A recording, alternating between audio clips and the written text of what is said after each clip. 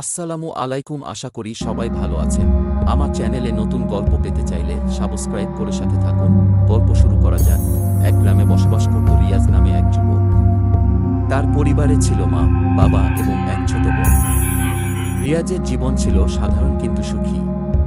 গ্রামে সে একজন মেধাবী এবং পরিশ্রমী মানুষ হিসেবে পরিচিত ছিল। কিন্তু একদিন রিয়াজের জীবনে একটি অদ্ভুত ঘটনা ঘটে। একটি মধ্যরাতে ঘুমের মধ্যে রিয়াজ অনুভব করল যেন কেউ তার উপর চাপ দিচ্ছে। সে চিৎকার করে জেগে উঠল, কিন্তু কাউকে দেখতে পেল না। তার শরীর অদ্ভুতভাবে দুর্বল হয়ে পড়ল। এই ঘটনা শুরু হলো একটি অশুভ রাত্রির সূত্রপাত।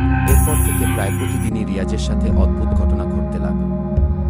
সে রাতে ঘুমাতে গেলে তার মাথার ভেতর শুনতে পেত অদ্ভুত ফিসফিসানি। কখনো কখনো সে নিজের ঘরে অদ্ভুত ছায়া দেখতে পেত।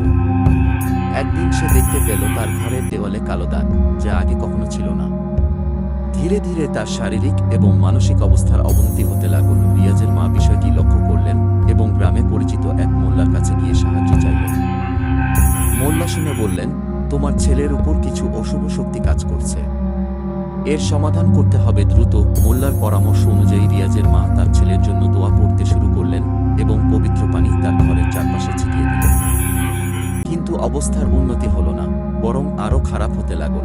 এদিকে রিয়াজের বন্ধু সোহেল বিষয়টি জানত। সে বলল, গ্রামের শেষ প্রান্তে একজন বৃদ্ধা আছেন যিনি এই ধরনের সমস্যার সমাধান করতে পারেন। তাকে ডেকে আনলে হয়তো সমস্যার সমাধান হবে। সেই বৃদ্ধা, যার নাম ছিল রাজিয়া, গ্রামের মানুষদের কাছে একজন জাদুকরী হিসেবে পরিচিত ছিলেন। রাজিয়া বহু বছর ধরে মানুষের অশুভ শক্তি দূর করার কাজ করছিলেন। তিনি রিয়াজের পরিবারকে বললেন, তোমার ছেলের উপর কালো জাদু করা হয়েছে। কেউ ইচ্ছাকৃতভাবে এই জাদু করেছে যাতে সে ধ্বংস হয়ে যায়। কিন্তু আমি চেষ্টা করব এই জাদু ভাঙতে। এরপর রাজিয়া একটি রাত্রি নির্ধারণ করলেন। সেই রাতে তিনি রিয়াজকে একটি নির্জন স্থানে নিয়ে গেলেন। তার সাথে ছিল কিছু বিশেষ উপকরণ, যেমন পবিত্র পানির কলস, কয়েকটি ধূপকাঠি এবং কিছু প্রাচীন গ্রন্থ। রাত্রি গভীর হওয়ার সাথে সাথে রাজিয়া তার কাজ শুরু করলেন। তিনি কিছু মন্ত্র পড়তে লাগলেন, যা শুনে রিয়াজ এবং তার পরিবার ভয়ে সন্ত্রস্ত হয়ে পড়ল।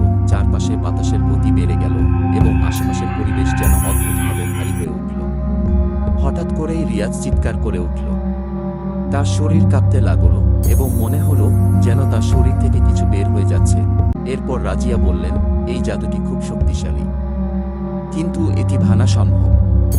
কেউ ইচ্ছাকৃতভাবে তোমার জীবন ধ্বংস করার চেষ্টা করেছে। তিনি আরও বললেন, তোমার পরিচিত একজন এই কাজ করেছে, যার সাথে তোমার ভালো সম্পর্ক ছিল। রিয়াজ অবাক হয়ে গেল। তার মনে পড়ল কিছুদিন আগে তার এক বন্ধু তার সাথে ব্যবসার বিষয়ে বড় ঝগড়া করেছিল। সে বুঝতে পারল হয়তো সেই বন্ধুই এই কাজ করেছে। রাজিয়া বললেন, তোমাকে সতর্ক থাকতে হবে এবং প্রতিদিন নামাজ পড়তে হবে।